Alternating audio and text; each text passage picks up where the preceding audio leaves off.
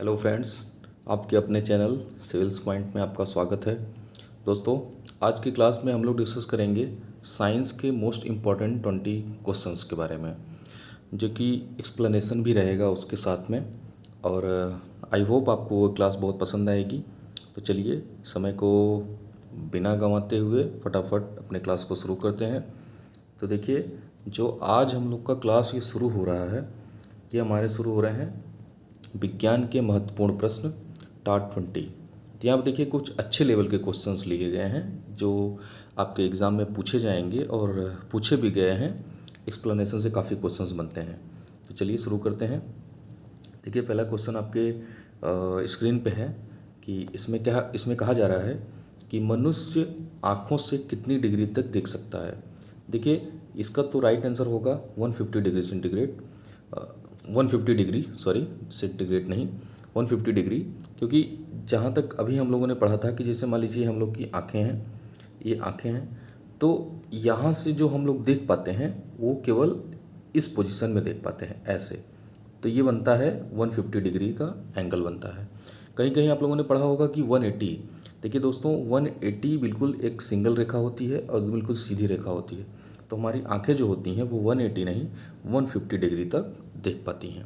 ठीक है, चलिए अगले क्वेश्चन की तरफ चलते हैं। दूसरा क्वेश्चन है हमारे आपके बीच में, बंदर में कुल कितने गुणसूत्र पाए जाते हैं।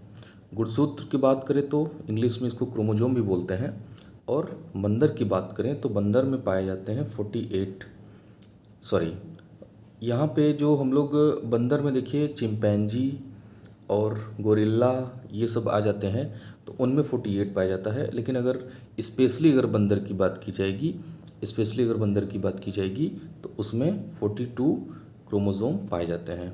बात करें अगर 46 क्रोमोज़ोम की, तो 46 क्रोमोज़ोम किस में पाए जाते हैं, ये हम लोगों के ह्यूमन बीइंग में पाए जाते हैं।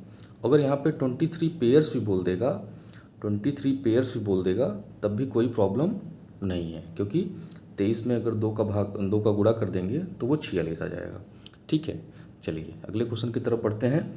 अगला क्वेश्चन है हमारा कि मनुष्य की आँख कितने परत से मिलकर के बनी होती है।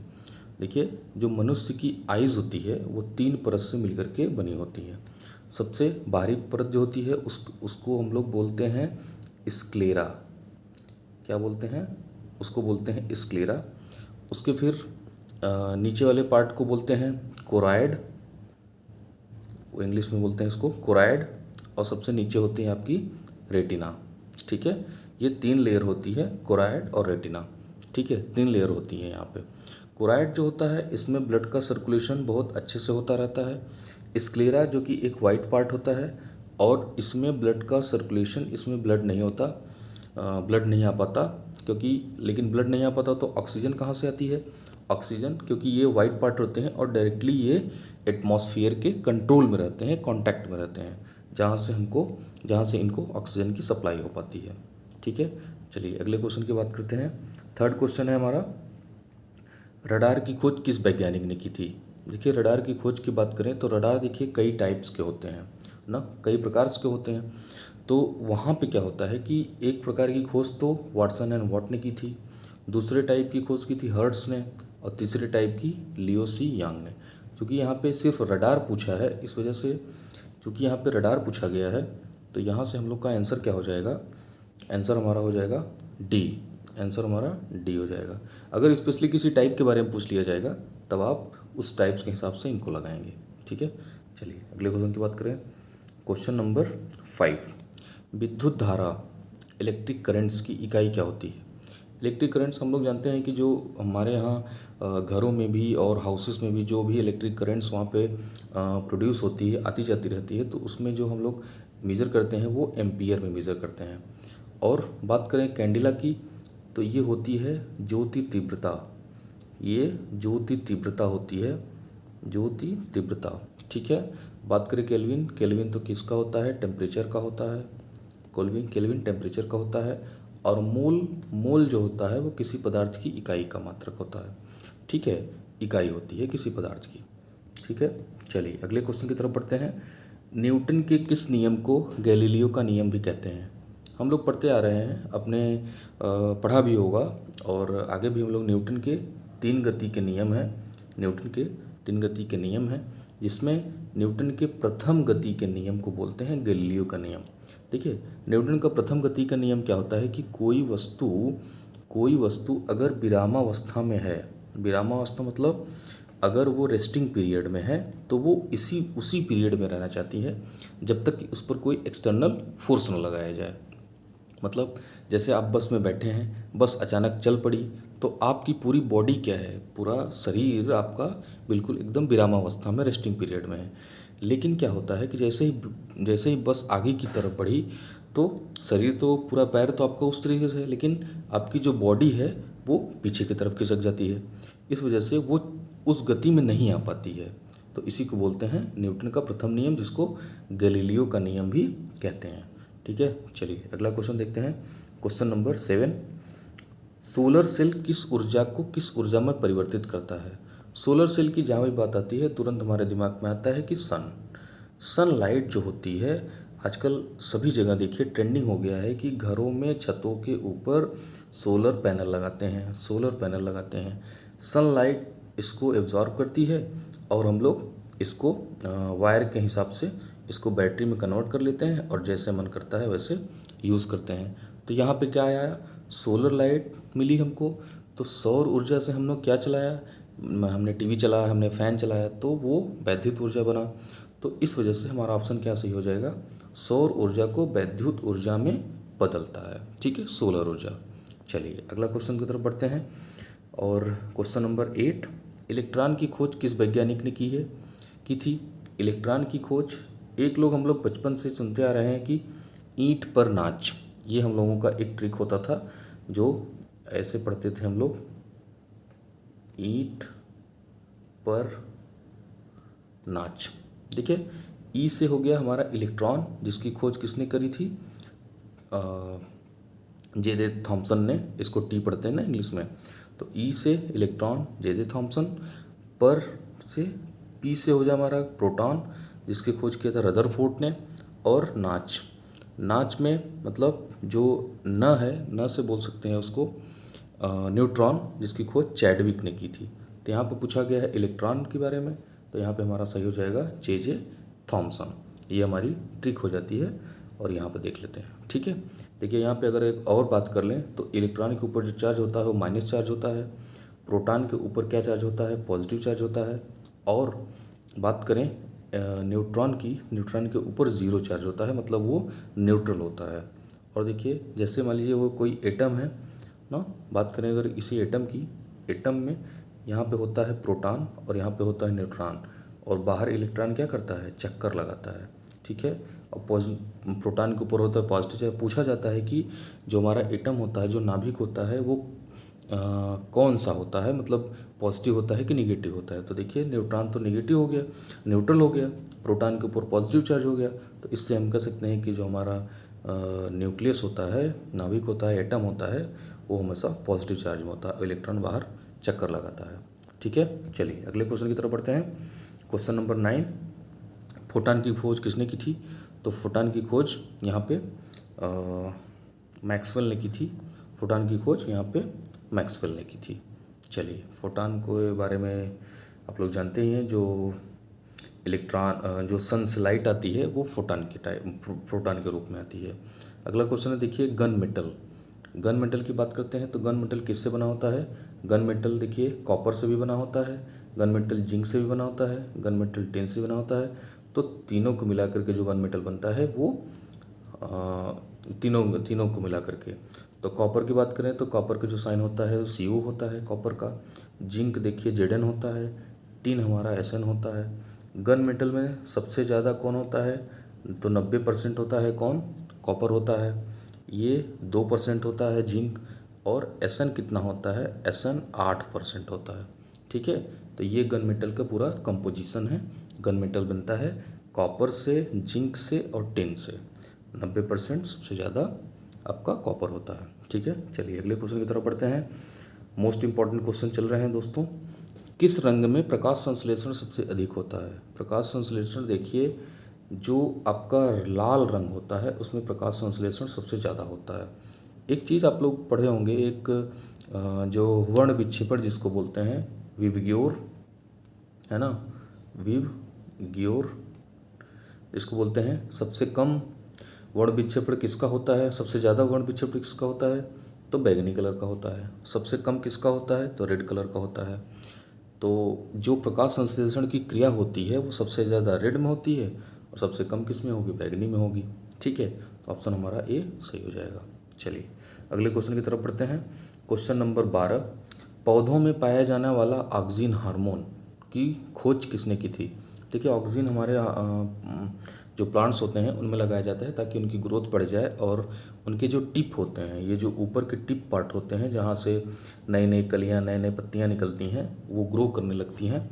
इस वजह से हम लोग ऑक्सीन का यूज़ करते हैं कि पौधा हमारा जल्दी से लंबा और बड़ा हो जाए। तो इसकी खोज जो किसने की थी, इसकी खोज जो हमारे वैज्ञानिक थे वो चार्ल्स डार्विन थे, उन्होंने की थी। ऑप्शन नंबर सी सही हो जाएगा। चलिए अगला क्वेश्चन देखते हैं। क्वेश्चन नंबर 13 कि मनुष्य के लार में कौन सा एंजाइम पाया जाता है।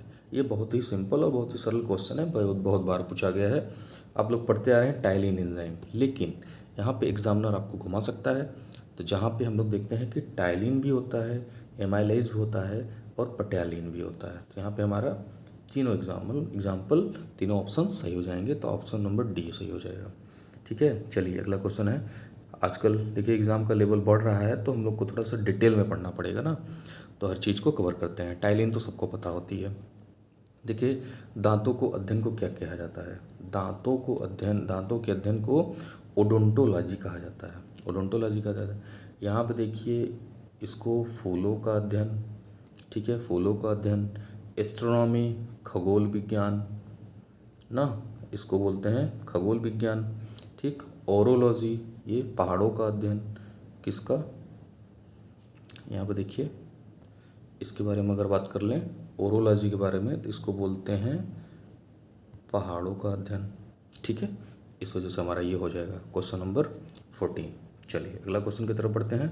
क्वेश्चन नंबर 15, मानव शरीर में संक्रमण को रोकने में मदद करने वाला विटामिन कौन सा होता है। देखिए संक्रमण को रोकने के लिए विटामिन ए सबसे इम्पॉर्टेंट होता है और इसका रासायनिक नाम क्या होता है, इसका रासायनिक नाम होता है रेटिनॉल। ठीक है, ये बहुत ही इम्पॉर्टेंट होता है, ये आँखों के लिए बहुत इंपॉर्टेंट रहता है, इससे हमारे आँख की रोशनी बढ़ती है। ठीक है, देखिए आँखों की रोशनी के लिए दो चीज़ बड़ी इंपॉर्टेंट होती है, एक होते हैं रॉड सेल्स, दूसरी होती है कोन सेल्स। ठीक है, तो रॉड सेल्स जो होती हैं वो कम प्रकाश में, जैसे अंधेरा हो जाता है तो नाइट में देखने के लिए, नाइट विज़न के लिए होती हैं, और जो कोन सेल्स होती हैं वो तीव्र प्रकाश देखने में हमारी हेल्प करती हैं। ठीक है, तो ऑप्शन नंबर ए सही हो जाएगा। अगला क्वेश्चन देखिए, क्वेश्चन नंबर 16, टिटनेस बीमारी मनुष्य की किस अंग को प्रभावित करती है। देखिए टिटनेस बीमारी जो होती है वो जो नर्वस सिस्टम होता है उसके फेल्योर से हो जाती है, नर्वस सिस्टम से फेल्योर हो जाती है, तो तंत्रिका तंत्र हमारा ऑप्शन सही हो जाएगा। ठीक है, चलिए अगला क्वेश्चन देखते हैं। क्वेश्चन नंबर 17, टाइफाइड बीमारी किस जीवाणु के कारण होता है। टाइफाइड बीमारी देखिए एक बैक्टीरिया होता है जिसका नाम होता है साल्मोनेला टाइफी, इसी वजह से टाइफाइड बीमारी हमको हो जाती है। वो एक टाइप का क्या है, बैक्टीरिया है। और अगर बैक्टीरिया के बारे में बात करें, जैसे टीबी हो जाती है ना, जो हमारे फेफड़े को इफेक्ट करती है, इन्फ्लुएंज़ा जो हमारे लंग्स को इफेक्ट करती है जिससे हमको निमोनिया हो जाता है। ठीक है, तो माइकोबैक्टीरियम ट्यूबरकुलोसिस टीबी होती है। यहाँ पे जो ऑप्शन आपका सही हो जाएगा वो साल्मोनेला टाइफी हो जाएगा। ठीक है, चलिए अगला क्वेश्चन देखते हैं। क्वेश्चन नंबर 18, ये क्वेश्चन देखिए एक कंप्यूटर को क्वेश्चन आ गया है। एनालॉग सिग्नल को डिजिटल सिग्नल में बदलने के लिए किसका प्रयोग किया जाता है। देखिए जो एनालॉग सिग्नल होता है वो इस फॉर्म में निकलता है, ठीक, इस फॉर्म निकलता है, और डिजिटल सिग्नल में उसको कैसे बदल दिया जाता है, 0 और 1 के फॉर्म में बदल दिया जाता है। ये काम करता कौन है, ये काम करता है हमारा ऑप्शन नंबर बी, मॉडेम करता है। अब पूछेंगे कि मॉडेम का फुल फॉर्म क्या होता है। मॉडेम का फुल फॉर्म होता है मॉड्यूलेटर एंड डीमॉड्यूलेटर, बोल दे रहे हैं आप लोग, लिख लीजिएगा, मॉड्यूलेटर एंड डीमॉड्यूलेटर। तो यही है, यही करता है। ठीक है, चलिए अगले क्वेश्चन की तरफ बढ़ते हैं। क्वेश्चन नंबर 19, अमीटर का प्रयोग किसके लिए किया जाता है? देखिए अमीटर का प्रयोग हमेशा से, अमीटर देख करके लग रहा है किसी चीज़ का मेजरमेंट करता होगा, तो मेजरमेंट किसका करेगा? विद्युत धारा का करेगा। आपके जो वायर में जो करंट घूम रही है उसी को मेज़र करने के लिए हम लोग अमीटर का प्रयोग करेंगे। यहाँ स्पेलिंग देख लीजिएगा थोड़ा, EMM होता है। तो भूकंप की तीव्रता देखिए किस पे? सिस्मोग्राफ में। हवा की तीव्रता एनीमोमीटर में।